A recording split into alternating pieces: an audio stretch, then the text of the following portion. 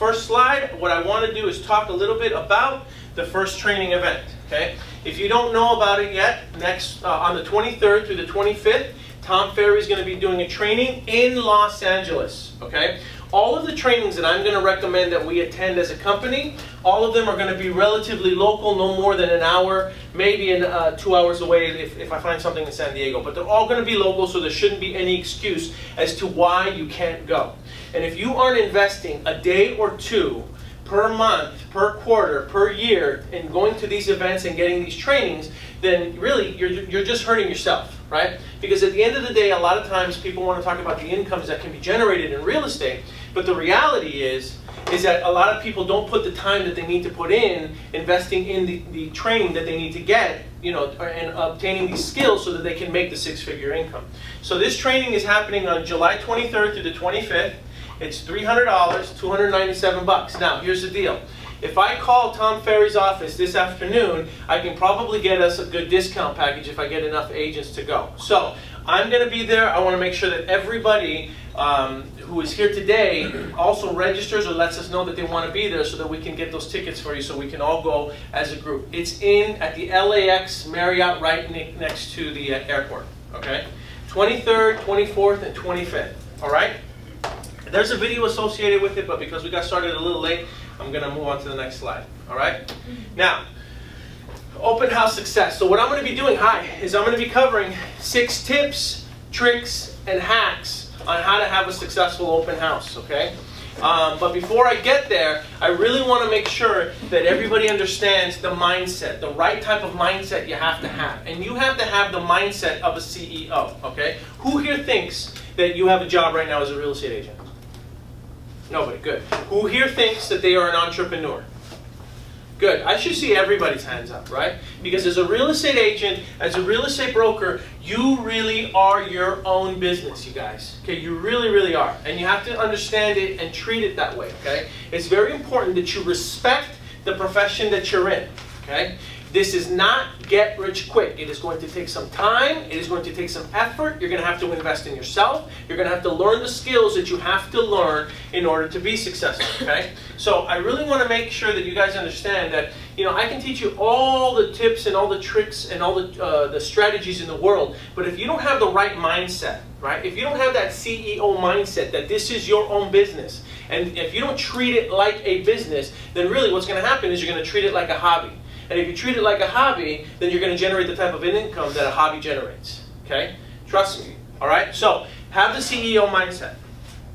Okay. Number 2, let's talk about the tools that you're going to need. You are going to need tools. Going back to what I said about having the right type of mindset, the CEO mindset. When you own a business, okay, and I use restaurants a lot because that's a traditional business that we can all kind of relate with. When you own a restaurant, do you or do you not have to invest in tools, in appliances, in furniture to get the business started? Yes or no? Yes. Yes. It's just something that's common knowledge. You just know that this is something that you're going to have to do. Okay? But for some reason, people get involved in real estate, and the first thing they try to do is they try to cut corners and try to find different ways to not have to invest in their business. Right? Okay?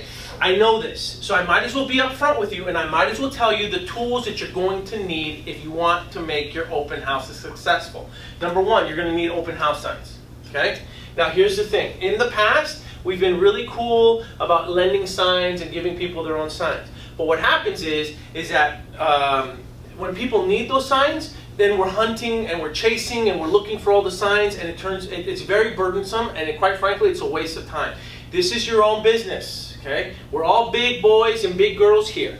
Get your own open house signs. Each open house sign is going to cost you about 10, maybe 20 bucks. I'm suggesting that you get 30. Okay? You want to have as many open house signs as you possibly can to help you build the business. So, get 30 open house signs. Okay? Get 2 feather flag banners. Do you guys know what feather flag banners are? Those are those long banners that look kind of like feathers, right, that you put on the front lawn, okay? You need to have 2 of those. I want 2 of those in front of the house. You want to try to attract as much attention as you possibly can. Feather banners are going to cost you another 35 to 50 bucks. If you get it really elaborate, it can cost you up to 100 bucks, okay? You're going to need 2 foldable chairs, okay? You're going to need these in your trunk, okay? You're also going to need 1 foldable table. You may need a tablecloth. It's entirely up to you, right? But you definitely need 2 foldable chairs and a foldable table, all right? How many times have you guys walked in to an open house, right? And you walk in and all you see is somebody just standing in the corner, right? It happens, okay? Agents do this. And look, I'm guilty of this just like anybody else, okay? It doesn't look good. It's not inviting. It's not professional. Get 2 chairs and get a table, all right? Then what I want you to do is I want you to get 2 pop-up banners that are promoting yourself. All right? Now, I don't know if you've seen these banners. They're similar to the banners that we have the minute you walk in the office. They're the kind that you just pull up and there's a stand behind them. Okay? Get 2 of them that promote you. Okay? Again, you are the CEO of your own business. You have to build your business. You own a business within a business. So if you have those pop-up banners and they walk in and they see the table and they see you sitting there and you've got 2 banners with you know, your name and your picture on there, what kind of presentation does that give you? Do you look pretty professional? Mm-hmm. Do you look impressive? Do you look like someone I should trust with what is going to potentially be the largest financial investment and decision I'm going to make in my life? Yes. Right? So the point is, it's all about presentation, and if they're going to trust you with that business, then you better damn well do a good job of making yourself look professional. Okay? So I suggest getting 2 pop-up banners. Cost of the banners, it's going to cost you about $175 to $200 each. Okay? Which also leads me to my next point. If you're going to do that, you're going to need some headshots. Okay? Go get some professional headshots. There are plenty of people that'll do it, you know, relatively inexpensive now. No selfies? No selfies, please. No bathroom pictures, guys. Okay? You know how many I Or picture before you go to Vegas? And you know what's funny is that every time people do the bathroom selfies, their heads are tilted this way. I don't know what it is, but anyway, at least we're over the duck phase. I don't see as many duck faces on the internet anymore. Okay, so get a professional headshot, get yourself some banners, okay? Then you're going to need an email flyer campaign, okay? I use eflyers.net. There are other companies that provide email flyers for you. They can cost you up to $100 a campaign, okay? You're gonna need this, all right? It's very challenging. When you're trying to get your open house out and you want to get the word, you know, you going out there and trying to send 500 emails to agents using Gmail versus a company that can send out 30,000 in one shot, which is a more effective use of your time. For $50 to $100, just use the email company that'll email all the agents for you, okay? It works. You're going to need MLS access, all right? This is another thing, okay? It should be common sense, but you know what? The truth is there are still people that are sharing the MLS access to other people that are agents. Get your MLS access. You need MLS access in order to do the open houses and to promote it. You need a super key, okay? These days now, my super key's on my phone. There's no more sharing of super keys now, okay? You need to get your own super key so that you can gain access to the properties. You need a listing. Okay, you're going to have a listing in order to do an open house. Now, if you don't have a listing, then I'm going to talk a little bit later on how you can go find other properties that you can promote. Okay, anything within the company, as far as I'm concerned, or anything, I'll speak for myself personally, but any listing I have is available to any of the agents in the company for them to use, to promote, to do open houses on. Okay, next thing you're going to need an iPad or a laptop or a tablet. You're going to need one of those things. Okay, it goes back to presentation, and I'm going to talk a little bit about why. Okay. So, these are the tools that you're going to need to have a successful open house, okay? All right, any other questions or comments about this stuff? Going back to slide 1, you are the CEO of your own business. You're going to have to invest in your own business. These are the tools that you're going to need, okay? Let's go to the next slide. Preparation, okay, this is big, okay? I can't tell you how important preparing for an open house is. It sounds dumb in theory, right? But the truth is, preparing for the open house is just as important as the open house itself, okay? And look, I'm going to speak again from personal experience. There have been times where Friday night at 7 p.m., I just decide, you know what, the next morning I got nothing to do. I'm just going to go host an open house from noon to 4 p.m., okay? And I've gone over there, no flyers, no tables, no chairs, facilities, right? Didn't visit the house first, and I show up, number one, I don't have a key or the key's out of the super box, right? That's happened to me too. I show up, there's no utilities, there's no gas, there's no electric, there's no water, so it's all dark, right? And if I have to use the restroom, guess what? I got to drive down to the local McDonald's. Didn't prepare right, so I didn't make any flyers for myself. So I show up there, and then later on, from 12 to 4, and I'm only doing it with 5 open house signs. So from 12 to 4 p.m., I put 5 open house signs. I've got no utilities. I've got no flyers. I didn't bring a laptop. It took me an hour to find out where the key was. And I'm sitting there from 12 to 4 complaining because nothing's happening and nobody's coming in, and I feel like I've wasted a day and this profession sucks and all it's doing is wasting my time, and I'm mad at everybody else except who should I be more mad at? Yourself. Why? Because I didn't prepare. Okay? If you're going to do the open house, invest the time that it's going to take to make it successful so that you can use it to generate business. Number 1, choose your open house carefully. Okay? Check the MLS activity activity for listings in surrounding areas. If you're seeing that there's a listing in the middle of a neighborhood and it's been on the market for 220 days and no houses around it have sold over the last 4 to 6 months, ask me this: do you think that you should be doing an open house in that neighborhood? No, because there's very little activity, right? You want a neighborhood that's going to have activity, where it's going to be hot, where people are going to be, they're going to be coming in to looking at homes, and not only your home, but other homes. So check the MLS activity for that listing and for the surrounding area. Make sure that the house is easy to access, okay? This is very important, all right? Because Aurelio, did you not just recently have an open house over for your Glendale listing? Yes. Okay. How challenging was it to get to that house? It was very challenging just because it was a cul-de-sac and it was in the canyons. So I had to be very strategic in where I placed my open house signs at. It's in the canyons of Glendale, right? Okay, so recently I had to do one over in the hills as well, over in the hills of Hollywood, and getting people there was very, very challenging because of all the hills and the turns, and it's very, very challenging. So if the house isn't that easy to access, okay guys, maybe an open house isn't the right move for that home. Okay, now a broker's open might be different, because Yvette and I did one in Malibu, and we had a broker's open. Brokers are more likely to go to a house that is secluded or difficult to get to, especially if you offer them what? Food. Free food. Okay? If you offer them free food, you can probably get the brokers there. All right? But the general public, the average ma and pa buyer that is looking for a property is probably not going to spend 10 to 15 minutes driving through the hills just to get to your open house. Okay? So be strategic about that. If you already know this, then why try to do an open house in that area? But yet we're stubborn. Okay? So am I.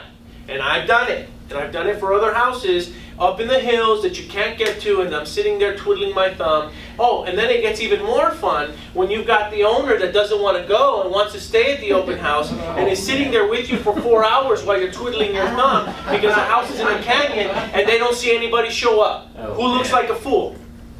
Later on, if the house has been sitting on the market, the owner thinks it's whose fault? Yours, right? Be strategic. If you know that the open house marketing strategy isn't right for that house, don't tell the owner that you're going to be having open houses there. Right? That shouldn't be part of your campaign. Be brave enough to say, hey, listen, you got a fantastic home, but it's in a little bit of a remote area. It's going to be challenging for most buyers to get to, and the reality is they're probably not going to drive through the canyons to get over here, unless they have an agent that's accompanying them, or unless it's a broker open. So for this, my marketing strategy for this property is not going to include open houses, but don't worry, I have other things in my arsenal that I'm going to use. Is that okay?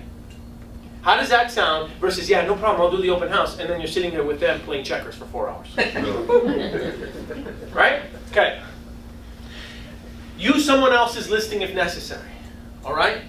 I get emails, you guys, from outside brokers and outside agents inquiring about my listings, asking me if they can hold open houses on my own listings. Okay? Now, here's why I'm offended by that. Because if I've got outside agents asking me if they can host open houses at my own listings, why are my own in-house agents not doing the same thing? Okay? So we've got listings that you can use here within the office. But you can always call up other agents. Okay? Find a listing that's been, that's fresh on the market. Believe it or not, most real estate agents aren't going to sit there and they're not going to hold open houses for their own house, for their own listings. Most agents don't even do the 10-10 rule. So they're not going to canvass 10 neighbors to the left, 10 neighbors to the right, 10 neighbors across the street. Most agents don't do it. And look, there are times when I'm guilty of the same exact thing. Okay? So my point is, if you call up an agent and you see that a property just hit the market and it's been on the market for about 7 to 10 days, and you see that it looks like it could be a hot listing, it's in an easy to access area, it looks like it could be a good listing for good traffic, call up the agent, email the agent, text the agent, Facebook the agent, LinkedIn the agent, whatever it takes, get a hold of the agent, okay? That's another thing that I do. If I need to get a hold of somebody and they don't respond to my text, no problem, I'm going to send you a Facebook message. You don't respond to my Facebook message, no problem, I'm going to send you a LinkedIn message. You don't respond to my LinkedIn message, I'm going to send you a text. I'm going to get a hold of you, right? You can't just give up just because you called someone and they don't respond to an email. That's how I know when someone is motivated and they really want to work with me or they want to hold an open house on my property. They find a way to get a hold of me. If I see a message in Facebook and a message and a text message and then an email, they're trying to get a hold of me, this is somebody that, hey, look, they really want to work. Okay? So get a hold of, and by the way, you know, at the end of the day, the agent just wants the property sold, yes or no? Yes. Right. Get a hold of the agent, okay? Now, in addition to preparing for that open house, the other thing that I want you to do is I want you to have a list of the active listings within a half-mile radius. So yes, you're going to have property flyers with the property information and your information, but you're also going to have flyers with all the listings that are active and available within a half-mile radius when the person comes in, right? And you're going to have your contact information on that list as well. Why are you going to do that? Comparables? Comparables, Pricing. right? Because you want to use them, you want them to use you for that purchase of the other home. You want them to use you for that purchase of the other home because you are now providing value, because 90%, if not more, of the buyers that come into an open house typically don't buy the house that they're going into for the open house. I don't know if you guys know that statistic or not. Okay? So if they're coming in, you already know that there's probably a good chance that they're not going to buy that particular house. But if you provide enough value and you show them, look, there's about 7 or 8 other homes around the neighborhood that you can go take a look at as well. Call me if you need anything. Can I get your contact information? Now you've built a fan, right? Because it's all about value. Okay? Now, next thing you want to do is you want to visit the listing. Okay? Visit the listing before the open house. Okay? Don't show up the day of the open house and then get upset because it smells like cat pee. Okay? Which has happened to me. Okay? These are all mistakes I've made, by the way, guys. Okay? I'm not above it. So make sure that it's clean. Make sure that it smells good.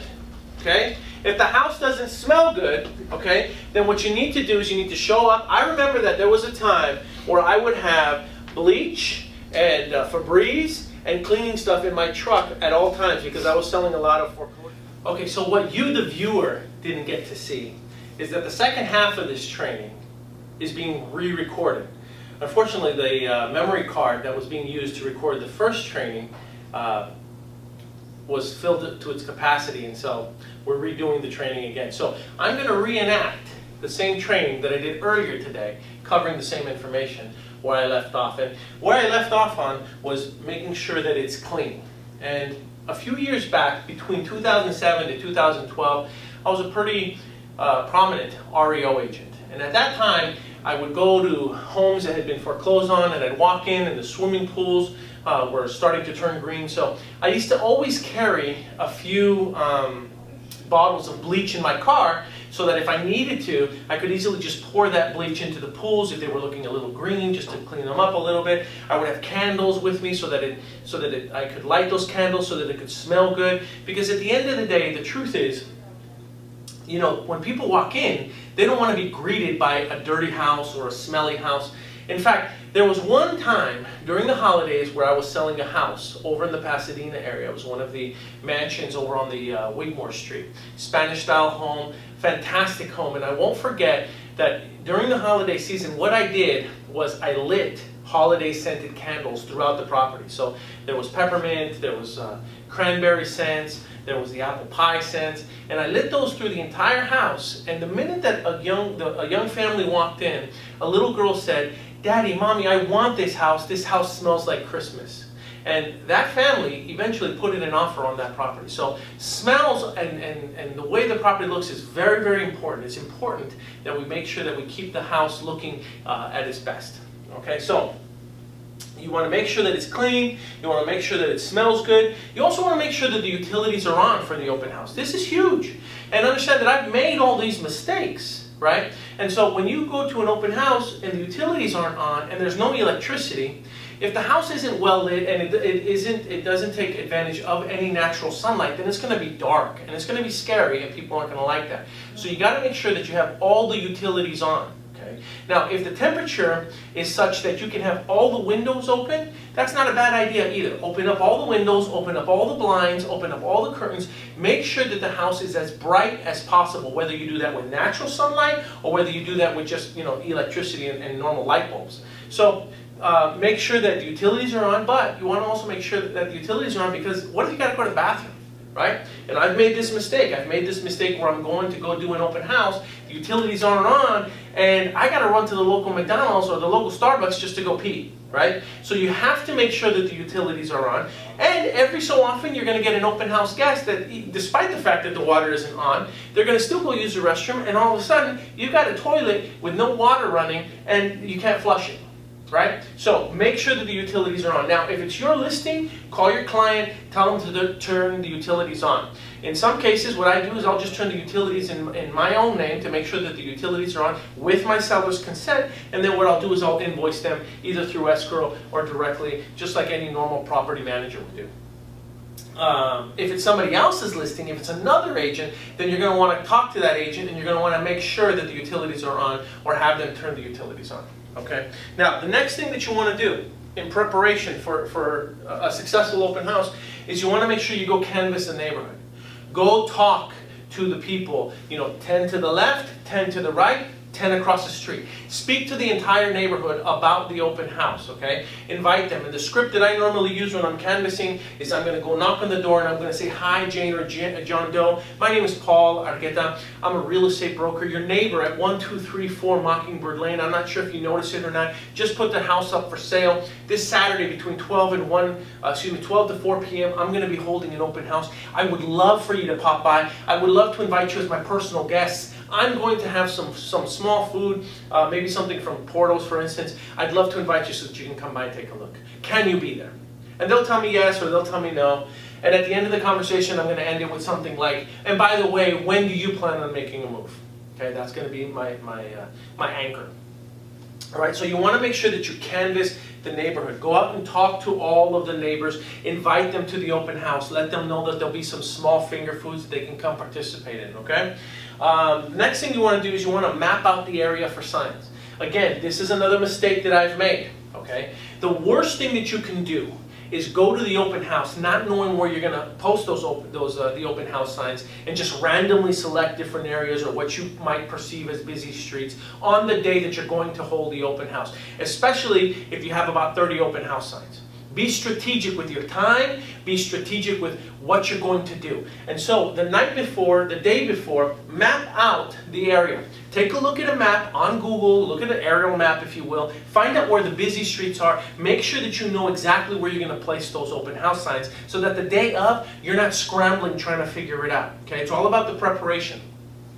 Now, you also want to avoid cities that do not allow open houses. There are some cities out there that won't permit open houses. There are some cities out there that will permit open houses but won't permit open house signs. Okay? And in many cases when you hold open houses in those cities and you leave the open house signs, they will be confiscated. So, do your research early. Find out which are the cities that do not permit open houses. Find out which of the cities do permit open houses but don't allow the open house signs. And lastly, find out which cities require permit stickers on the open house signs so that you can go get those permit stickers prior to the open house. Again, don't wait till the last minute.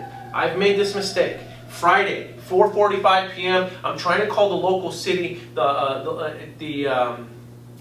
local city office to get those permits for those stickers for my signs. I'm scrambling to try to make it work, and the truth is it's my fault, right, for not getting it done. And in some cases I got those stickers, and in many cases I didn't. And there were times where I'd try to hold those open houses and my signs would get confiscated, and then I'd have to pay a fee and go pick them up. And in many cases the fee wasn't even worth the cost of ordering new signs. So save yourself the headache, save yourself the trouble, make sure that you prepare early, okay? Find out if those cities require permits. All right, slide number 4.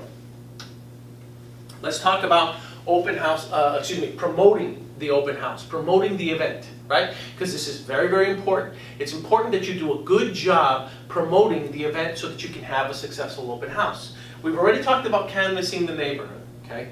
The other thing that you're going to want to do is you're going to want to call the neighbors, right? You're going to talk to all of them. Talk to your local title rep. Use one of the auto dialers that provide you with the telephone numbers to the surrounding areas. Whatever it is that you're going to use to prospect, use it and get a hold of the neighbors. And the script is going to be the exact same script that we use when we're canvassing, right? It might differ a little bit, and here's the script that I use. Hi, John or Jane Doe. My name is Paul Argueta. Listen, we've never met, right? Here's why I'm calling. Your neighbor at 1234 Mockingbird Lane just put their property up for sale. This Saturday between 12 and 4, I'm going to be holding it open. There's going to be an open house. I'm going to have some finger foods. I would love to invite you as my personal guest. Can you be there? Right? Now, again, when I call, there's a strategy behind what I do and what I say. I don't say, hi, this is Paul from REH Real Estate. Hi, this is Paul from Real Estate Heaven, because within 30 seconds, I've already lost their interest. So the first thing that I say when I call someone is, hi, John or Jane Doe. Listen, we've never personally met.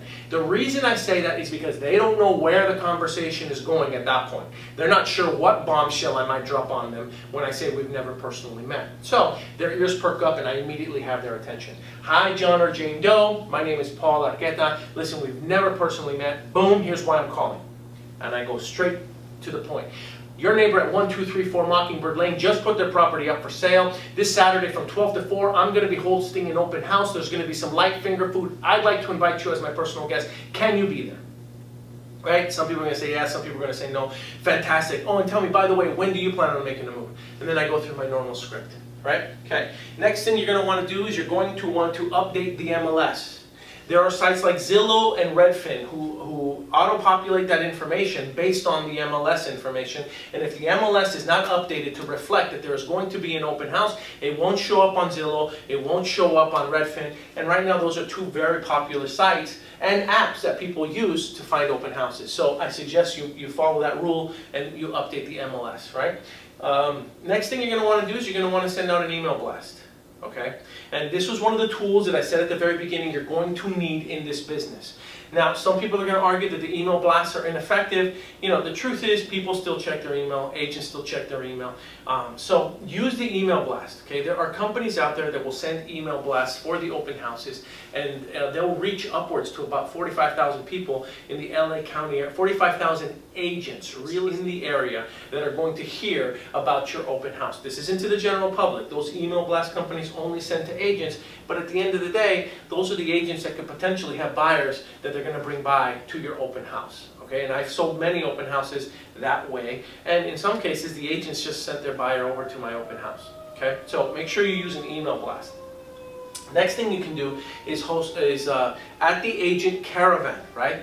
Depending on what day, Board of Realtors have their caravan day, when you're there, what you can do is you can also talk about the fact that you're going to have an open house that weekend.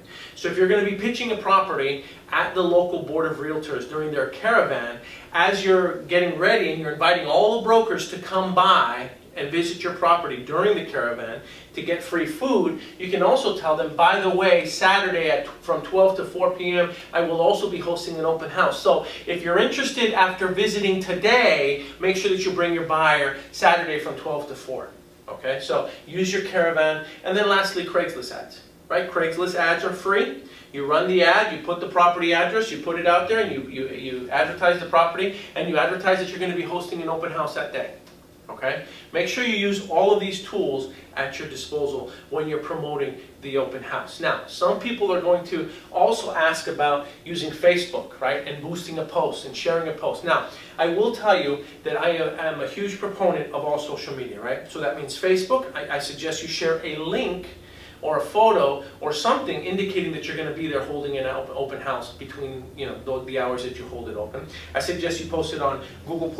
I suggest you post it on LinkedIn. I suggest you post a picture of it on Instagram. You want to promote it in as many different places as you possibly can. Now, there are going to be some people that are going to recommend boosting the post as well as a form of lead generation. I will tell you that just getting likes and thumbs ups and all that stuff on Facebook is not the same as lead generation. Yes, you've got some eyeballs and you've got some interaction, but at the end of the day, that interaction doesn't necessarily get you business. Okay, so if you're going to share it for the sake of sharing it so that your sphere of influence can see what it is that you're doing, there is value in that. There will be another class on how to use Facebook advertising to generate leads.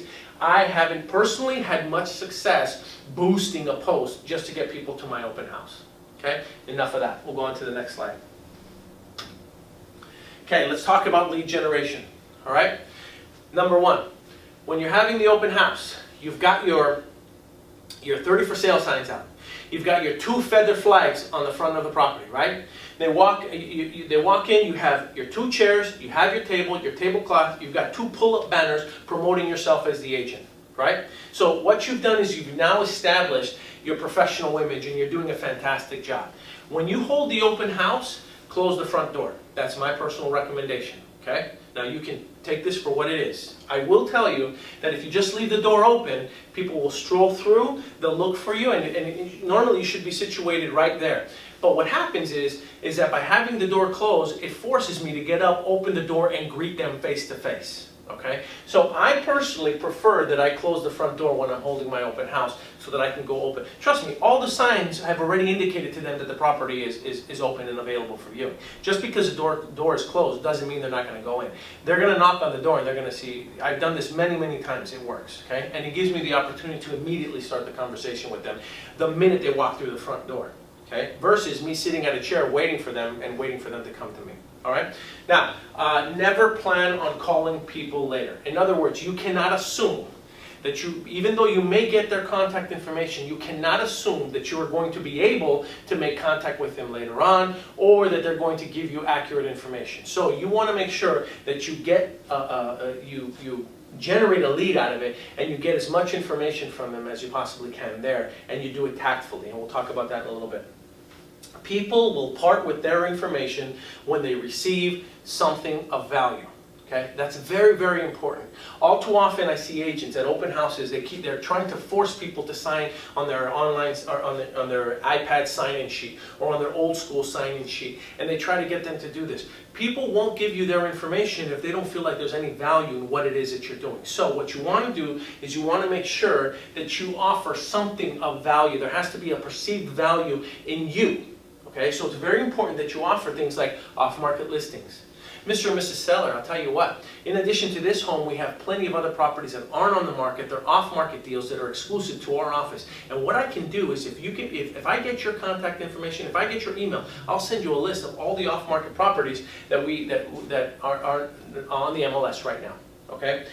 Fixer-uppers. Okay, I don't know what it is, but people are still, based on all these reality TV shows, everyone's talking about fixer-uppers and flips and all this stuff. And so that is going to be, and for a long time will still be, right, a trigger word in our business. So make sure that you tell them, look, our firm has fixer-uppers. They have properties that you can buy low, fix, and sell high. I can send you an exclusive list of these types of properties for you so that you could, you consider. There's value in what it is that I bring to the table in exchange for you giving me your email address. Or if you'd like, what I can do is I can text you this list as well, which is better for you.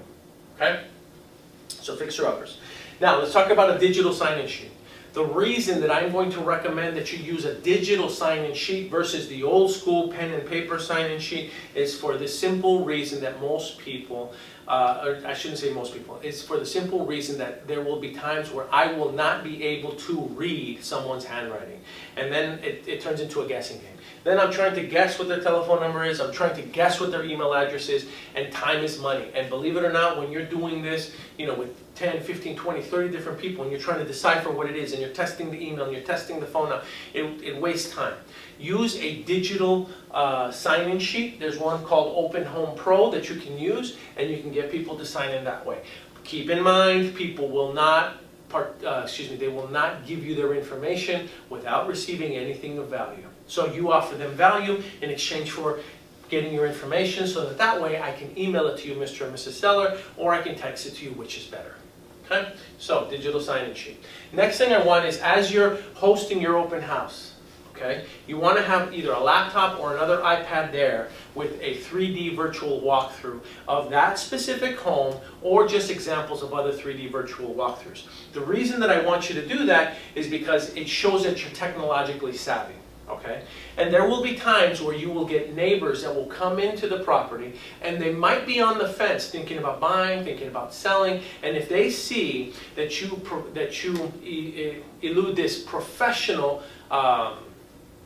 environment, right? And they see that you're savvy and you know what you're doing and you've got all this marketing materials, then all it does is it just reinforces their faith in you. So make sure that you have that 3D virtual walkthrough. It's a great topic of conversation. And if you're a part of our company, also remember that we offer these 3D virtual walkthroughs to neighbors, to business owners for free.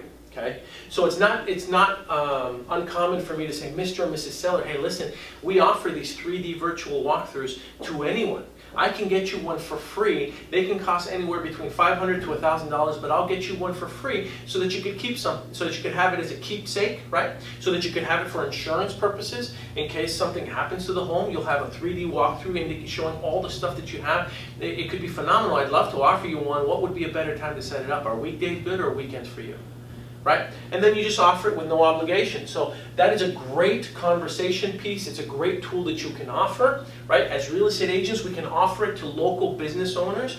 This is huge too, because remember that now, especially on Google Maps, they are allowing you to do indoor street views. In other words, people can now look through other businesses or walk through their businesses as they're using Google Maps. Okay, and the more likely that somebody is doing a virtual walkthrough of that business, the greater the chances of them going through. So if we can offer it to the general public within our communities, why not make it available to them, right? As realtors, why not offer more value?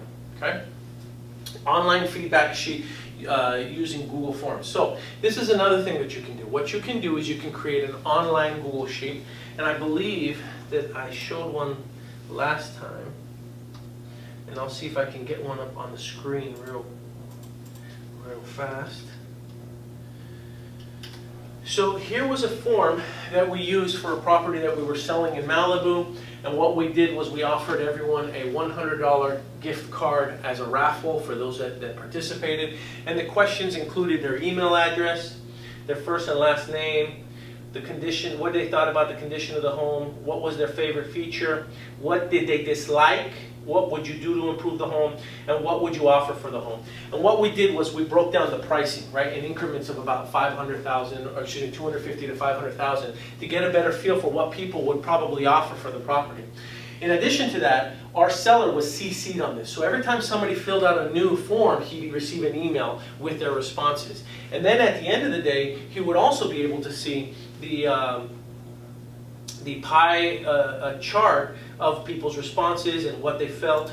No, it's not showing up in this one. This was just a sample. But my point is that you don't look like the bad guy or bad gal, right? Now, you've got everybody else's responses going back to your seller or going back to the client, and you're letting them know, hey, look, 80% of the people that submitted this form feel that the property is worth X amount of dollars, and we have it listed for, $250,000 higher, right? So use the Google form so that way you can get responses, but you can also get their email addresses as well. Now, lastly, what I want you to do is I want you to also have a list of comparable listings that are active and available within a 1/4 mile radius, okay? With your contact information on that sheet. Why is that valuable? Again, because we know that statistics show most of the time a person who walks into an open house typically does not buy that open house. I'm not saying that it doesn't ever happen. I'm just saying that statistically speaking, we already know that the person going into that open house is probably not going to buy it. And as such, if you have something of value, which is a list of other comparable homes available for sale in the area that they can go and visit while they're doing their home shopping anyway, why not give it to them, right? Value, okay? Now, when they come in, there are a few questions that you need to learn how to ask. This is very, very important, okay? And these are all part of scripts and dialogue. And it's important that you role play and practice your scripts and dialogue on a daily basis. So if you don't have a script or dialogue partner, make sure you get one. Get one that you can hold accountable and get one that can hold you accountable. And you should be practicing these scripts, right? And if you don't have a partner, then you should be listening to these scripts on a daily basis. There was a time where I was listening to scripts from real estate coaches in my car regularly, right? On a daily basis. I still listen to them, but not the way I used to. And I used to listen to them with my kids in the car, and they got so sick and tired of it to the point where they knew the scripts as well as I did. Okay? So here are the questions that you need to ask when someone, a prospective buyer, client, neighbor comes in to an open house. Number one, do you have to sell your home in order to buy this one? Why are we asking them this question? Well, number one, because if they do have to sell their home, right, to buy this one, we know that we have a potential seller and a potential listing in our hands. That's a hot lead, okay? It's very important to start with that question. Number two, how long have you been looking, right? If we hear that a buyer has been looking for the last 8 to 12 months and they haven't made a purchase, well, then we know that we have a professional open house visitor, right? We want someone that says, you know, I've been looking for about 2 or 3 weeks, and then I'm going to follow up with that question with, by when do you think you'd like to be in your new home? Do you think January would be good, or would February be better? Now, mind you, right now it's January 1st, right? So do you want to be in by the end of January, or do you think the end of February would be better? Which is better for you? And I'd like to see how they respond to that question. Have you submitted any offers? Now, if they say they've submitted 2 or 3 offers and they haven't been getting any of the offers accepted, I know that something's up. And I also know that there's an opportunity there for me to provide value and explain to them how I can get their offers accepted, right? So these are all questions that you should be asking the prospective clients that are coming through the doors of those open houses, okay? We're going to go to our 6th and final slide, okay? To open house success, the follow-up. The fortune is in the follow-up. We've heard that time and time again, and it's very important that you practice this religiously. You have to follow up with the client, okay? I can't tell you the number of agents that I've seen hold an open house with 15 to 20 leads, phone numbers, emails, and then they don't get back to them until about a week later, okay? You want to make sure that you get a hold of them the following day or the following Monday, okay? It is imperative. I would much rather lose a client due to my enthusiasm and the excitement that I have of working with them versus not being excited enough and then finding out that they are working with somebody else who's more committed to their success. So make sure you follow up. Again, remember what your value proposition is. This is huge. This is very important. The internet wants to paint us as glorified door openers, right? You offer more value than that. And you have to believe that, and you have to prove that. Next thing you want to do is, you want to have your scripts ready. Okay? You want to know the dialogue and the conversation that is going to come up. One of the most common questions or common comments that you're going to hear is, I already have an agent. How are you going to overcome that that objection? Right? So I already have an agent, Paul. We're already working with someone. I see, Mr. or Mrs. Buyer. So you say you're already working with another agent. Is that correct? Yes, that's correct. I see. Well, tell me, did you know that you could have more than one agent working for you at the same time? Question mark. They're going to say yes or they're going to say no. And if that other agent finds you an opportunity that I wasn't able to provide you with, then you'd probably want to work with that agent. Is that correct? Yes. And if I find you an opportunity that that other agent didn't have, then you'd probably want to work with me. Is that correct? Yes, that's correct. And that's the benefit of having 2 agents working for you at the same time, isn't it, Mr. and Mrs. Buyer? Yes, which is precisely why I'm excited about working with you, and I'm going to make sure that I bring you those opportunities. So what's the best way to email them to you? Is it your your personal email, or your business email? Should I text them to you, or do you want to just stick to email or phone calls? So that's you want to have those scripts down. Now, we are just looking. Okay, you got to be ready for we are just looking. I see. So Mr. and Mrs. Buyer, tell me, how long have you been just looking? And then you wait and you hear what the responses are, and you got to know how to overcome those objections. I'm not going to keep going into scripts because I could keep us here for a while, but make sure that you know your scripts. Again, find a partner, practice daily, right? Practice, drill, rehearse, okay?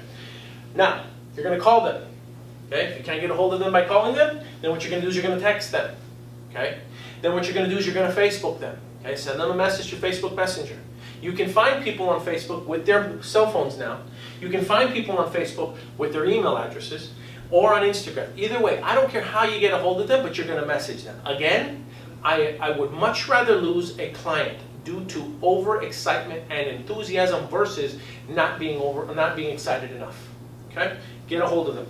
Next thing you want to do is you want to add them to your CRM. customer relationship management software or manager, whatever software you use. My software of choice just happens to be Top Producer, but there are other ones. There are Wise Owl, there's Lion Desk. There's quite a few different CRMs that you can use. MailChimp, Constant Contact, whatever it might be. Just make sure that you place them in a CRM so that you have something that is constantly following up with your clients, with your buyers. Okay? Now in this day and age, right, the truth is, getting a hold of someone on the phone is a phenomenal way, right, of contacting them. Because everything has become so impersonal. Everything is text and everything is email. And so when you call them and you actually make human contact with them, believe it or not, it has an impact. Okay? We all desire that. So try to get a hold of them by the phone. If that doesn't work, then you're going to rely on your arsenal of other tools that you can use to communicate with them as well. But the key here is to make sure that you follow up immediately. Immediately, right? And you follow up enthused and excited. You can't call somebody up